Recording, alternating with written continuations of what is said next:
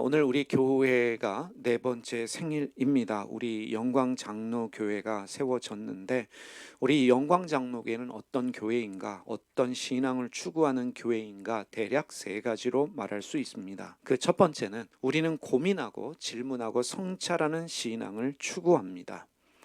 우리는 고민하고 질문하고 성찰할 때 삶이 변화되고 신앙의 깊이가 생겨난다라고 믿습니다. 우리는 삶과 신앙에 대해 무엇보다 우리가 믿는 하나님에 대해 끊임없이 고민하고 질문하면서 삶의 변화와 신앙의 깊이가 생겨나기를 원합니다. 두 번째, 영광장로교회가 추구하는 신앙은 이것입니다. 우리는 편견과 차별이 없는 신앙을 추구합니다. 우리는 모든 사람이 하나님의 형상과 모양으로 창조되어진 하나님의 자녀임을, 예수님은 모든 사람을 위해 십자가에 죽으셨음을 믿습니다. 그래서 우리는 열려진 마음으로 나와 다른 인종, 성별, 종교, 사상과 가치관을 가진 사람들을 존중하며 대화하기를 원합니다. 세 번째로 영광장로교회가 추구하는 신앙은 우리는 예수님 닮아가는 신앙을 추구합니다. 우리는 일상생활에서 자기를 부인하고 자기 십자가를 지고 예수님을 뒤따르는 삶을 사는 것이 구원의 삶임을 믿습니다. 우리는 예수님의 제자로서 예수님의 말씀과 삶을 깊이 묵상하며 하나님의 생활 방식에 따라 친절하고 너그럽고 바르게 사는 삶을 살기를 원합니다. 이것이 영광장로교회가 추구하는 신앙입니다. 오늘 그 첫 번째, 우리는 고민하고 질문하고 성찰하는 신앙을 추구합니다. 이 부분을 좀 자세히 살펴보기를 원합니다. 우리 영광장로교회는 고민하고 질문하고 성찰하는 교회입니다. 왜 우리는 고민할까? 질문하고 성찰할까? 이 질문 가지고 말씀을 살펴보겠습니다. 마태복음 16장 15절 말씀을 200주년 신약성서의 번역으로 읽겠습니다. 이어 예수께서 그들에게 그러면 여러분은 나를 누구라고 하겠습니까? 하고 물으시니, 예수님께서 제자들에게 사람들이 자신을 누구라고 하는지 물으셨습니다. 당시의 사람들은 예수님을 세례 요한, 엘리야, 예레미야와 같은 선지자 중에 하나일 것이다 말하고 있었습니다. 그래서 제자들은 사람들은 이렇게 말합니다 답을 했습니다. 예수님은 다시 제자들에게 물으셨습니다. 여러분은 나를 누구라고 말하겠습니까? 이 질문에 대해서 시몬 베드로가 선생님은 살아계신 하나님의 아들 그리스도입니다 라는 답을 합니다. 마태복음 16장 16절 말씀입니다.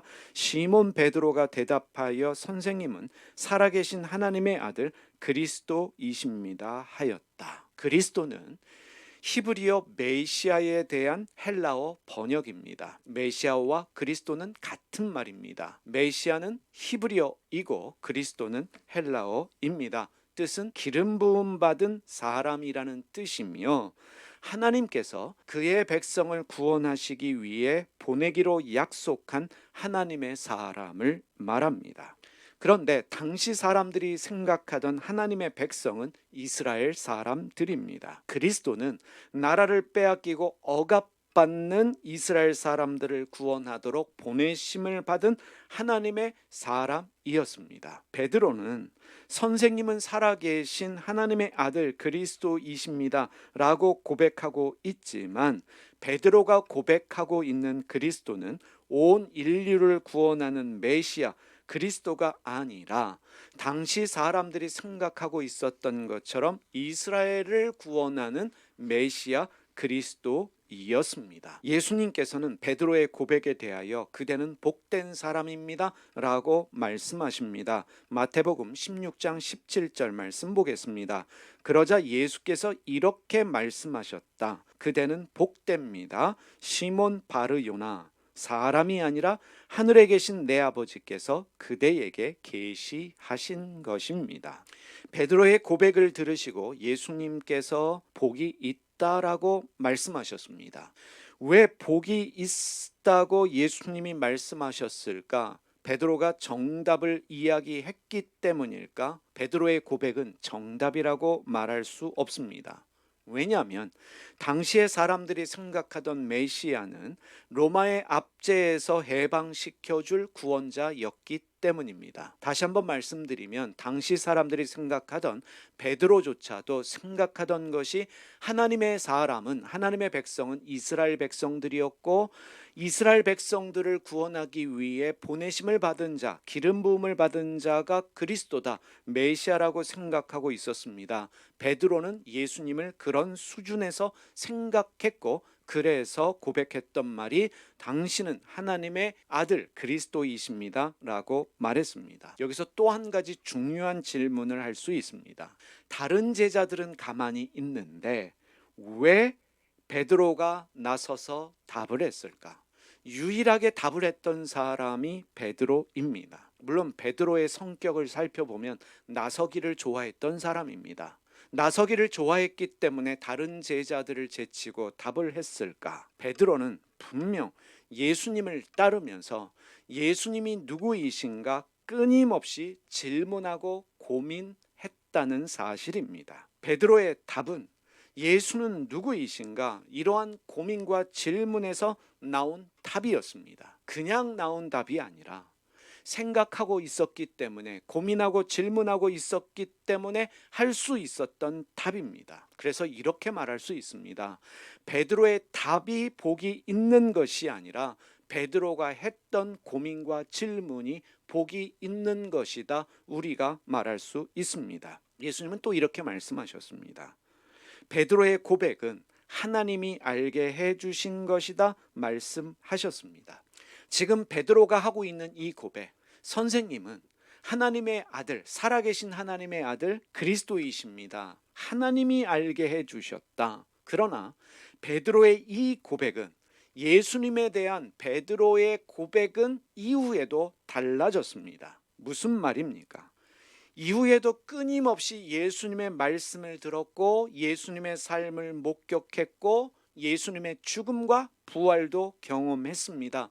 그의 이해는, 그의 고백은 달라질 수밖에 없었습니다. 베드로는 예수님이 이스라엘만을 위한 그리스도가 아니라 온 인류의 그리스도가 되심을 결국에 이해하고 고백할 수밖에 없었습니다. 지금 베드로는 선생님은 살아계신 하나님의 아들 그리스도이십니다, 그가 고백했던 그리스도는 이스라엘만을 위한 그리스도였지만 이후에 베드로의 고백은 온 인류를 위한 그리스도임을 깨닫게 되면서 고백하게 되었습니다. 지금 우리가 알고 있는 것이 전부가 아닙니다. 우리는 우주를 말하지만 우주를 아는 것이 아닙니다. 우주는 지금도 팽창하고 있습니다.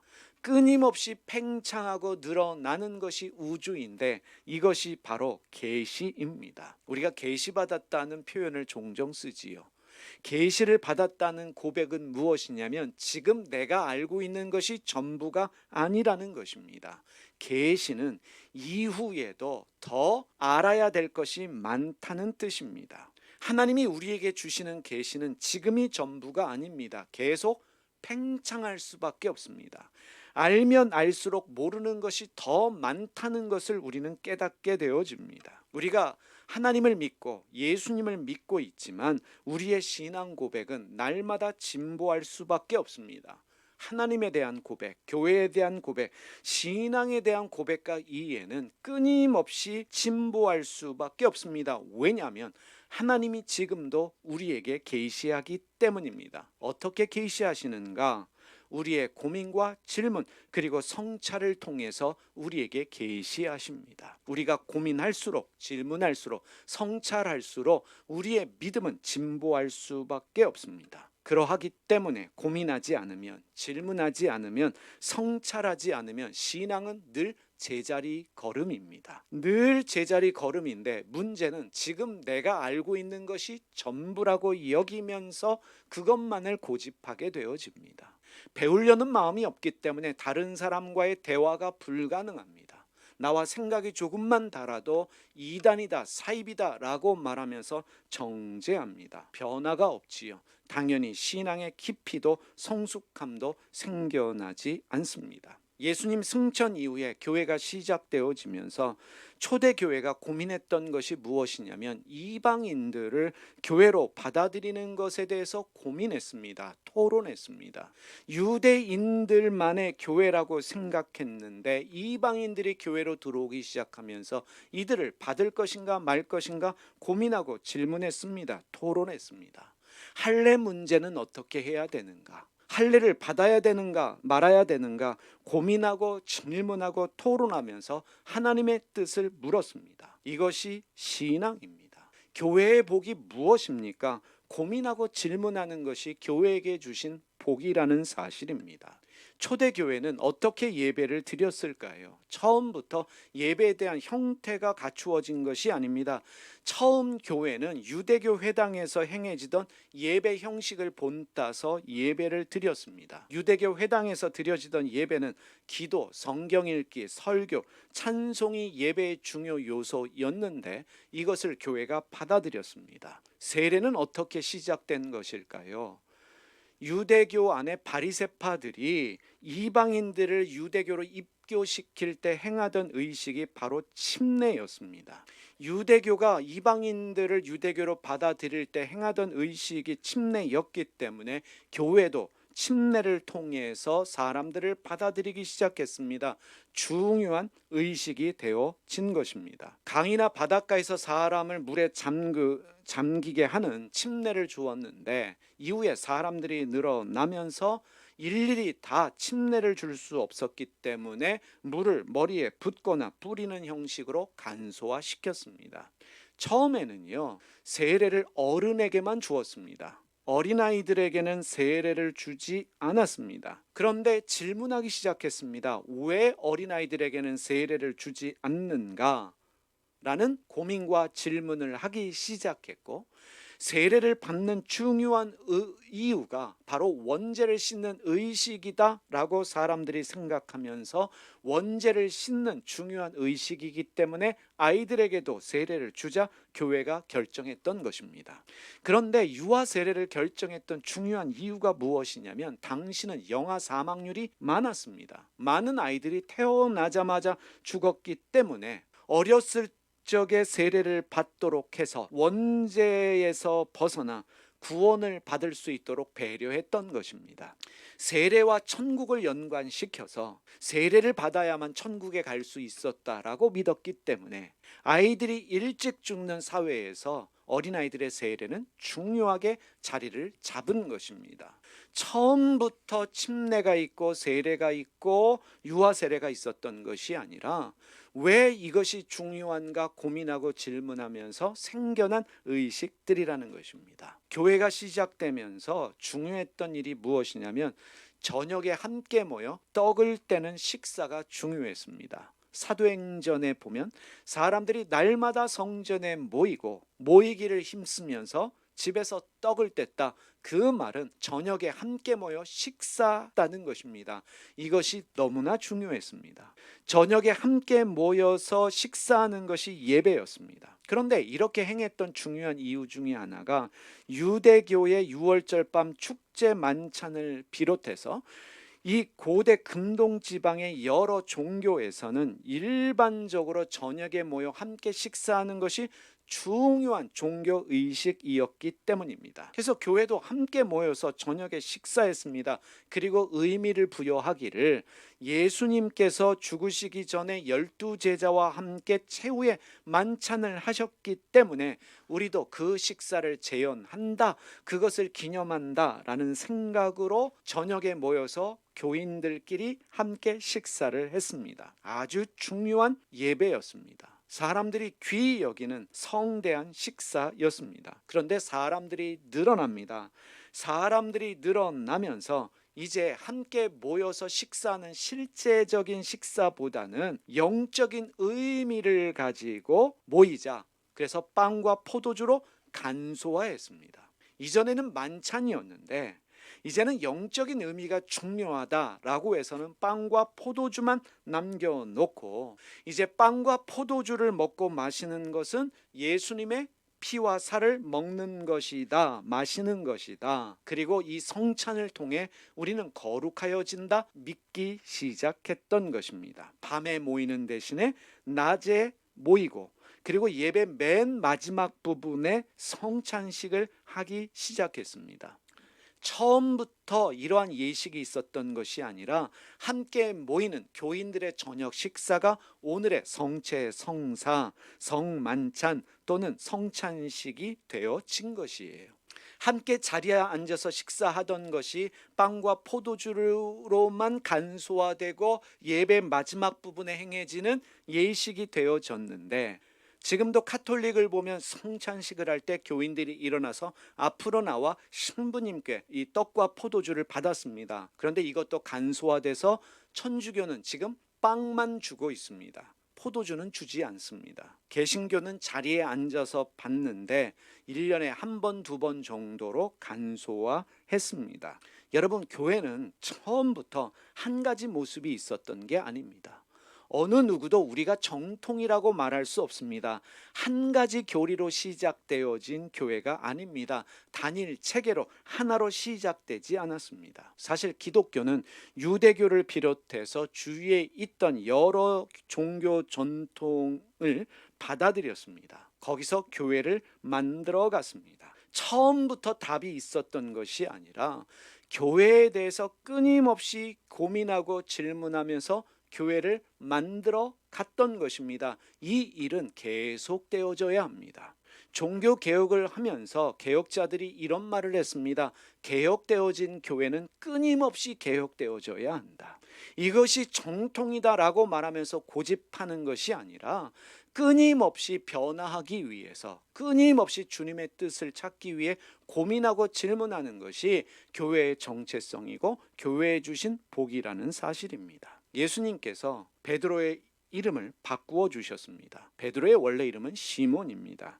마태복음 16장 18절 말씀, 나 또한 그대에게 말합니다. 그대는 베드로 바위입니다. 나는 이 반석 위에 내 교회를 세울 터인데 저승의 성문들도 그것을 내리 누리지 못할 것입니다. 베드로의 원래 이름은 시몬입니다. 히브리어 이름 시몬입니다. 시몬이 원래 이름입니다. 시몬은 응답하다, 들으셨다라는 뜻을 가진 이름인데, 베드로는 헬라어입니다. 반석이라는 뜻입니다. 그런데 예수님이 사용하신 언어는 아람어였습니다. 아람어로 바위는 게바입니다. 게바는 아람어이고 베드로는 헬라어이고 시몬은 베드로의 원래 이름, 히브리어 이름입니다. 이 카톨릭이나 성공회는 세례를 받을 때 세례명을 줍니다. 그래서 이름 부를 때에 예를 들면 우리 초이 청년도 천주교 세례를 받았기 때문에 천주교 세례명이 있어요. 베르나데트라는 세례명이 있습니다. 그래서 구초이 베르나데트라고 불러요. 시몬은 원래 이름이고 베드로는 예수님이 주신 이름입니다. 그런데 예수님은 베드로를 베드로라고 부르지 않으시고 예수님이 사용하시던 언어는 아람어이기 때문에 게바로 부르셨음에 분명합니다. 중요한 것은 베드로 게바가 아니라 예수님께서 바위라는, 돌이라는 뜻을 가진 이름으로 이름을 바꾸어 주셨다는 것입니다. 참고로 17절에 바르요나라는 표현은 무엇인가? 개역개정은 바요나라는 말이 나오는데 요나의 아들이라는 뜻입니다.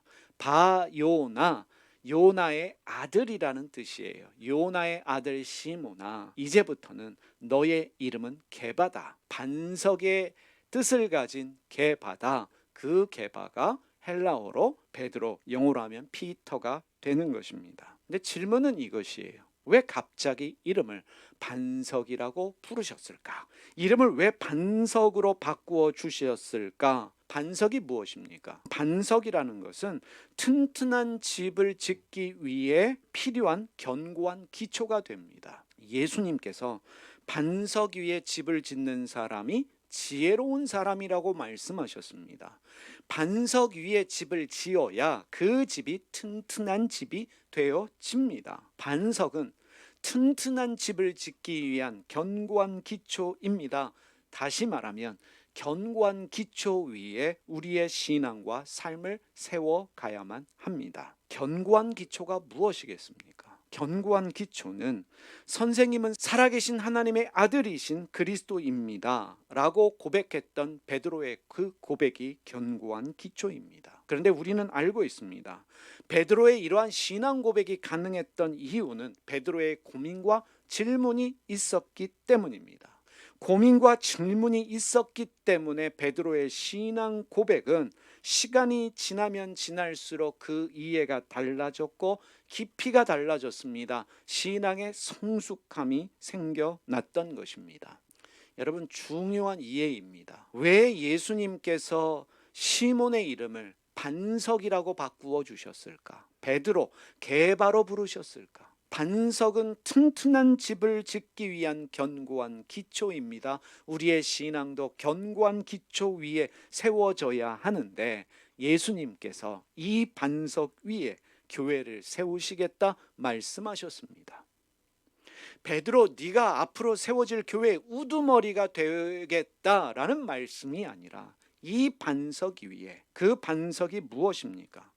교회를 세울 수 있는 견고한 반석이 무엇입니까? 끊임없는 고민과 질문에서 나오는 예수는 살아계신 하나님의 아들 그리스도라고 하는 신앙 고백입니다. 남이 가르쳐준 신앙 고백이 아니라 나의 고민과 질문에서 나온, 나의 성찰에서 나온 그 신앙 고백이 우리의 신앙을 세울 수 있는, 교회를 세울 수 있는 견고한 기초가 된다는 것을 우리가 깨달을 수 있습니다. 무조건적으로 믿는 그 믿음 가운데 교회가 세워지는 것이 아니라 끊임없는 고민과 질문 가운데에서 나오는 신앙 고백 위에 교회는 세워진다는 사실이에요. 남이 가르쳐 준 게 아니라, 남이 알려준 게 아니라, 내가 외운 것이 아니라 나의 고민과 질문, 성찰을 통해서, 나의 경험을 통해서 나오는 신앙 고백이 우리에게 필요합니다. 그 신앙 고백 위에 교회는 세워집니다. 신앙을 어떻게 정의할 수 있겠습니까? 신앙은 끊임없는 고민과 질문을 통해 성찰하면서 하나님을 경험하는 행위가 신앙입니다.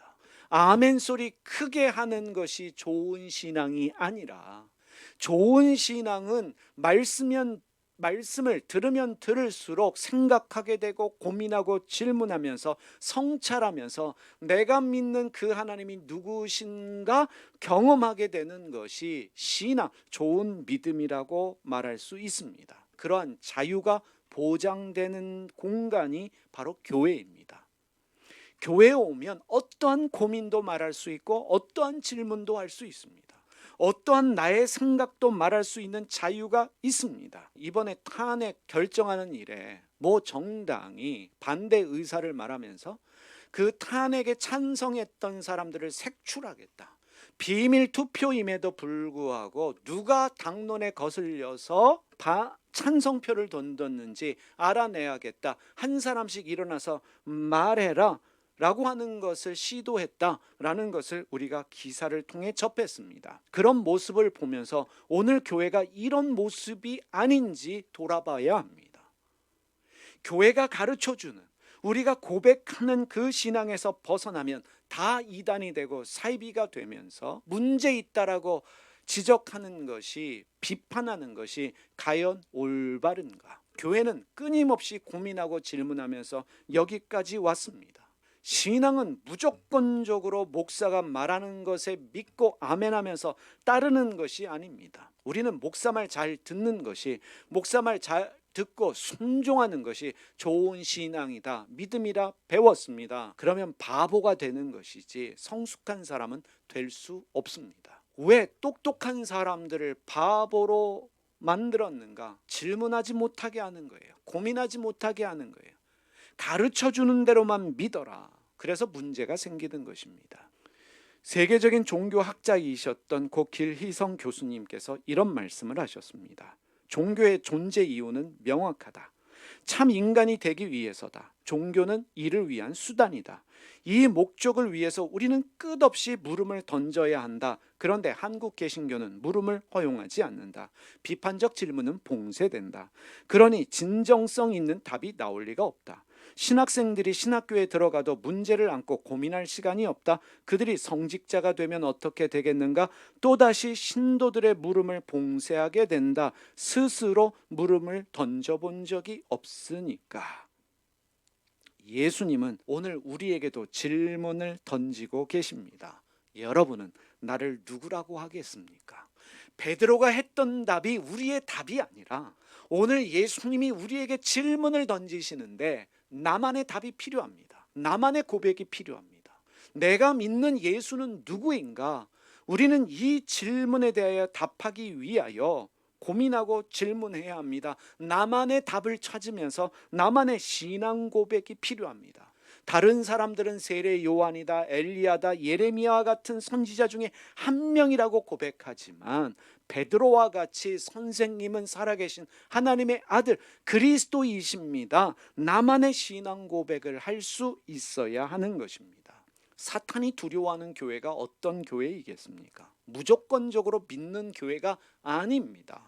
사탄이 두려워하는 교회는 고민과 질문 가운데 자기의 신앙 고백이 있는 교회입니다. 그런 교회를 음부의 권세가 흔들지 못하는 것입니다. 여러분, 제일 불행한 교회가 어떤 교회이겠습니까? 사탄이 신경을 안 쓰는 교회만큼 불행한 교회는 없다라고 어느 분이 말씀하십니다. 목사가 하는 말에 무조건 아멘 하면서 따라가는 교회를 사탄이 두려워하겠습니까? 여러분, 독재자들이 두려워하는 게 무엇입니까? 모여서 토론하는 것을 독재자들이 두려워합니다. 정치인이 왜 저래? 대통령이 왜 저래? 민주주의가 이게 아니잖아.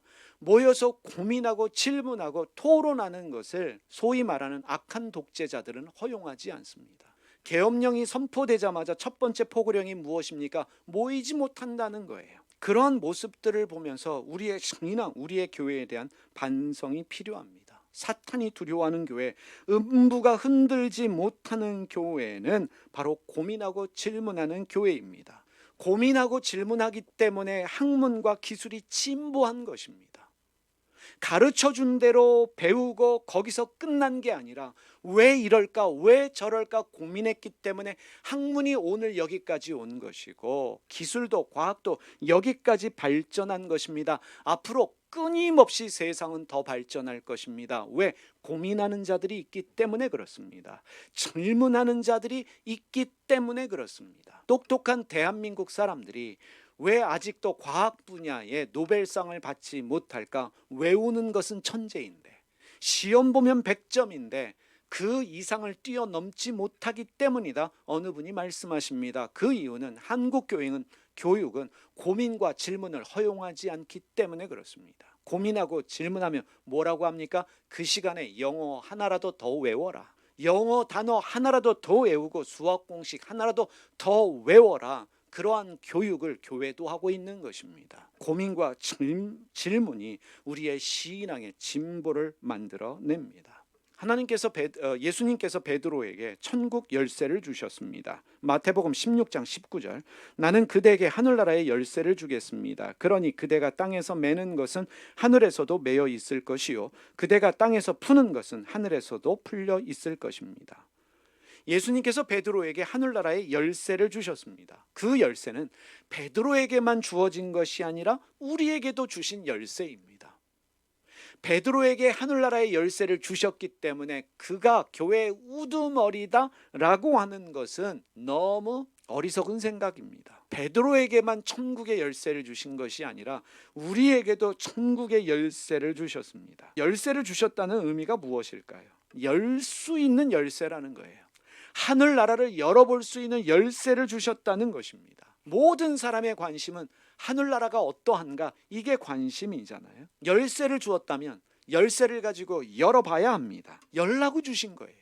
그런데 무엇이냐면 열쇠로 열어놓지 않고 잠궈놓고 그 문을 열어보지 않는다면 그 사람은 어리석은 사람이지요. 생각이 있는 사람이라면 열쇠가 내 손에 있다면 어떻게 합니까?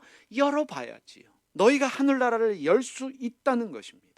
하늘나라를 열어볼 수 있는 열쇠가 너희 손에 있다는 것입니다. 여러분, 원점으로 돌아가서 여러분은 나를 누구라고 말하겠습니까? 라는 예수님의 질문에 오로지 베드로만 답을 했습니다. 고민과 질문을 했기 때문에 답을 할 수 있었습니다. 바로 이것이 베드로와 우리에게 주신 하늘나라를 열 수 있는 열쇠입니다. 다시 말하면 고민하고 질문할 때 하늘나라는 우리에게 조금씩 열려지기 시작합니다. 열었다고 끝나는 게 아니라 또 열 수 있고 또 열면서 새로운 방들이 나오는 거예요.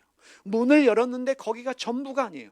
또 다른 문이 있어요. 그 문을 열면 더 큰 하나님의 세계를 경험할 수 있습니다. 그 열쇠가 무엇입니까? 고민과 질문과 성찰입니다. 하나님을 더 알아가는 거예요. 내가 믿는 하나님이 이러한 하나님이 아니라 저러한 하나님이시구나. 내가 믿는 하나님이 쪼잔한 하나님이 아니라 우리 엄마보다 우리 아버지보다 더 위대한 분이구나 라는 것을 알게 되는 것이에요. 주님은 오늘 우리에게 묻고 계십니다. 여러분은 나를 누구라고 하겠습니까? 오늘 우리 영광장로교회에 묻고 계시고 여러분 개개인에게 묻고 있습니다. 여러분들이 믿고 있는 예수는 누구입니까? 교회가 가르쳐준 그 예수를 여러분들은 어떻게 말하겠습니까? 다른 사람들이 가르쳐 주었기 때문에 외우고 있는 그 신앙 고백이 아니라 진지한 나의 고민과 질문을 통해 성찰을 통해 나의 깨달음을 통해 나만이 고백할 수 있는 신앙 고백을 여러분은 가지고 계십니까? 예수는 나에게 누구인가? 바로 이 고민과 질문이 우리에게 주신 하늘나라를 열 수 있는 열쇠입니다. 누가 복 있는 사람입니까? 무작정 믿는 사람이 복 있는 사람이 아니라 고민하고 질문하고 성찰하면서 답을 찾아가는 사람이 진정으로 복 있는 사람입니다. 고민하고 질문할 수 있는 사람, 그 사람이 복이 있는 사람이고 그것이 우리의 신앙의 반석, 완전한 기초가 된다는 사실입니다. 그것이 우리 영광장로교회를 세울 수 있는 완전한 기초가 되어야 한다는 것입니다. 그래서 우리 교회는 무작정 믿는 무조건적인 믿음이 아니라 끊임없이 고민하고 질문하면서 우리의 믿음을 세워나가기를 원합니다. 자, 이제 우리 말씀 마치면서 그 박스 안에 있는 우리는 고민하고 질문하고 성찰하는 신앙을 추구합니다. 이 부분을 저하고 함께 읽으면서 오늘 말씀 마치겠습니다. 우리는 고민하고 질문하고 성찰하는 신앙을 추구합니다. 우리는 고민하고 질문하고 성찰할 때 삶이 변화되고 신앙의 깊이가 생겨난다고 믿습니다. 우리는 삶과 신앙에 대해 무엇보다 우리가 믿는 하나님에 대해 끊임없이 고민하고 질문하면서 삶의 변화와 신앙의 깊이가 생겨나기를 원합니다. 살아계신 하나님 아버지, 지난 4년 동안 우리는 여러 가지 어려움들을 겪으면서 여기까지 왔습니다. 하나님이 누구신가, 예수님이 누구신가 우리는 고민하고 질문했습니다. 성소수자에 대해서 고민하고 타종교에 대해서 고민하고 또 가정에서 행하여지는 제사 문제에 대해서도 고민하고 질문하면서 무엇이 답인가를 찾아왔습니다. 아직도 우리가 알고 있는 것이 다 아는 것은 아닙니다. 하나님의 말씀이라고 믿는 성경 말씀을 원어로 살펴보면서 무엇이 하나님의 뜻인지를, 하나님이 원하시는 것이 무엇인지를 저희는 고민하고 질문하고 성찰해 왔습니다. 하나님, 이러한 도전과 이러한 시도들이 멈추어지지 않게 하여 주시고 예수님께서 베드로에게 물으셨던 것처럼 하나님, 저희도 그 질문을 가지고 고민하고 질문하며 성찰하게 하여 주소서. 내가 믿는 예수는 나에게 누구인가? 나는 예수를 무엇이라 말하겠는가? 고민하고 질문하고 성찰하면서 우리만의 신앙 고백을 할 수 있는 저희가 되게 하여 주시옵소서. 끊임없이 개혁되어지는 우리 영광장로교회 되게 하여 주시기를 기도드립니다. 올해 힘든 일, 어려운 일들 있었지만 이 모든 것들 다 지나가고 2025년도에는 하나님의 놀라운 일하심을 경험할 수 있는 한 해가 되게 하여 주시고, 하나님 좀 더 고민하고 질문하고 성찰하는 사람들 모이게 하여 주셔서 새로운 교회를 만들어갈 수 있는 저희 모두가 되게 하여 주시옵소서. 예수님의 이름으로 기도드립니다.